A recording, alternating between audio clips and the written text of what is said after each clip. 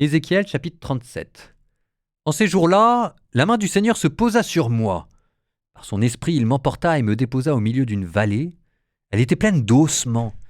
Il me fit circuler parmi eux. Le sol de la vallée en était couvert.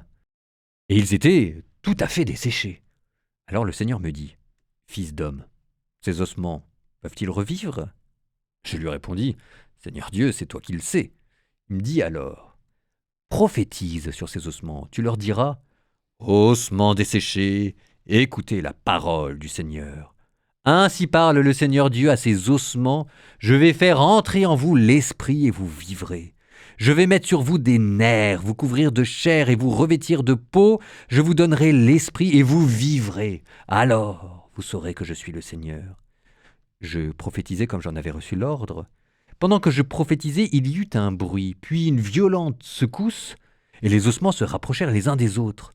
Et je vis qu'ils se couvraient de nerfs, la chair repoussée, la peau les recouvrait, mais il n'y avait pas d'esprit en eux.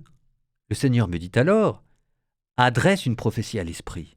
Prophétise, fils d'homme, dis à l'esprit, « Ainsi parle le Seigneur Dieu, viens des quatre vents, esprit.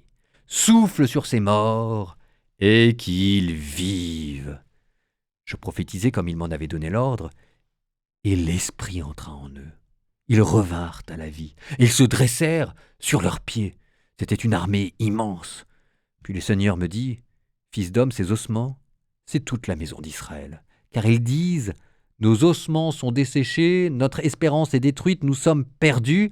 C'est pourquoi prophétise, tu leur diras, ainsi parle le Seigneur Dieu, je vais ouvrir vos tombeaux, et je vous en ferai remonter, ô mon peuple, et je vous ramènerai sur la terre d'Israël. Vous saurez que je suis le Seigneur, quand j'ouvrirai vos tombeaux, et vous en ferai remonter, ô mon peuple. Je mettrai en vous mon esprit, et vous vivrez. Je vous donnerai le repos sur votre terre. Alors vous saurez que je suis le Seigneur.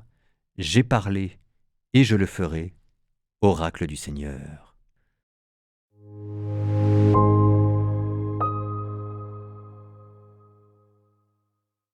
Mais quand on vous dit qu'Ézéchiel, c'est sous-coté, vous voyez quand même que depuis 2 ou 3 jours, on enchaîne les prophéties qui sont juste les plus hallucinantes les unes après les autres. Donc là, la grande prophétie des ossements desséchés, qu'on a lue in extenso tellement elle est belle, qui vous prophétise 2 choses, qui vous prophétise et la Pentecôte et la résurrection des morts. Excusez du peu, là je suis un peu sec parce que c'est tellement magistral comme révélation, c'est tellement extraordinaire, c'est une telle avancée décisive, fulgurante, que c'est un peu compliqué de commenter.